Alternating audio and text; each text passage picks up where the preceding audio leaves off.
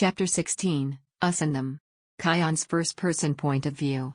The abandoned foundry on 8th Street was every bit as ominous as I had imagined. The old structure was a labyrinth of rusted beams and shattered windows, its gaping maw of a door barely clinging to its hinges. The morning sun did little to dispel the eerie atmosphere. Instead, it cast long, jagged shadows across the cracked concrete floor. I stepped inside hesitantly, clutching my jacket tightly against the chill. The air was thick with the metallic scent of decay and age, and every creak of the building felt like a warning. Somewhere within this decaying tomb, Lawrence waited. "You're late," came his voice, cutting through the stillness like a whip. I flinched, turning to see him leaning against a support beam, arms crossed. He looked relaxed, but there was an intensity in his eyes that made it clear this wasn't going to be a pleasant morning. "Sorry," I muttered. "I didn't sleep well." "That's good," Lawrence replied, pushing off the beam and striding toward me. "Sleep is a luxury you'll need to earn." I wasn't sure how to respond to that, so I stayed quiet. "Before we start," Lawrence said, circling me like a predator sizing up its prey, "tell me what you think you know about Flux." I hesitated. "It's power. Something humans use to fight vampires. That's about it." Lawrence stopped in front of me, raising an eyebrow. "That's the kindergarten explanation. Flux isn't just power, it's the great equalizer. It's why humanity didn't go extinct centuries ago when vampires first started hunting us like cattle." He extended his hand, and I saw the familiar crackle of red and yellow lightning dance across his palm. "Flux is unique to humans, well, normally." His gaze sharpened on me. "It's the manifestation of our life force, our willpower. The stronger your will, the stronger your flux." "But why can I use it?" I asked. "I'm not normal, am I?" "No," Lawrence said bluntly. "You're an anomaly. A half-vampire shouldn't be able to channel flux. Your existence doesn't make sense, and that's what makes you dangerous. But we'll come back to that. First, you need to understand what flux can do, and what it can't."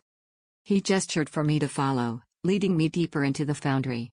The space opened into what must have once been the heart of the building, an expansive area with towering furnaces and rusted machinery. Lawrence stopped in the center, where a patch of open concrete had been cleared of debris. "Flux has 3 primary applications," he began, pacing as he spoke. "Observation, armament, and supreme." I frowned. "Supreme? That sounds dramatic." "It is," Lawrence said, smirking. "But we'll get to that later. First, observation." He held out his hand, and the crackling energy in his palm intensified. Observation allows you to sense your surroundings with pinpoint accuracy. Heightened focus, faster reflexes. At higher levels, you can even catch glimpses of the future, 5 seconds ahead, give or take. "Wait, you're saying you can see the future?" "Snatches of it," Lawrence corrected. "It's not perfect, and it takes immense concentration. But it's enough to give you an edge in a fight. It's how I knew what those 2 vampires were going to do last night before they did it." I nodded slowly, trying to process the implications.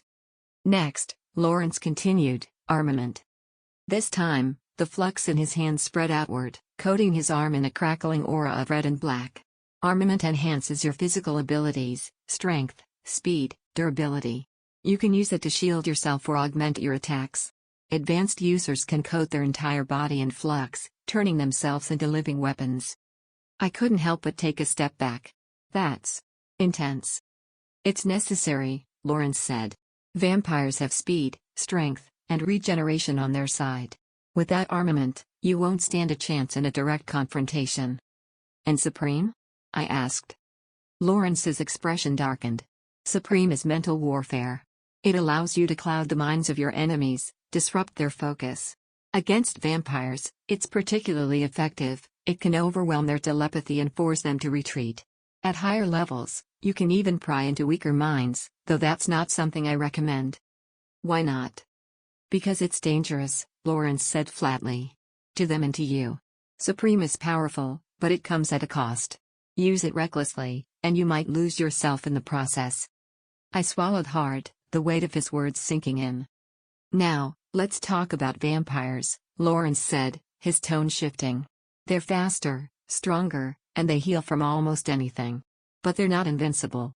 Flux can disrupt their regeneration, burn their bodies, even kill them if you know what you're doing. That's why the Argent Sword exists, to tip the scales in our favor. He paused, his gaze distant for a moment. The older the vampire, the more dangerous they are. Ancient bloodlines have abilities that most humans can't even comprehend. But no matter how powerful they are, they're still vulnerable to Flux. I took a deep breath, trying to absorb everything he was telling me. And the Argent Sword? How do they fit into all this? They're the guardians of humanity, Lawrence said simply. We hunt vampires, protect civilians, and train people like you to fight back. But we're not invincible, either.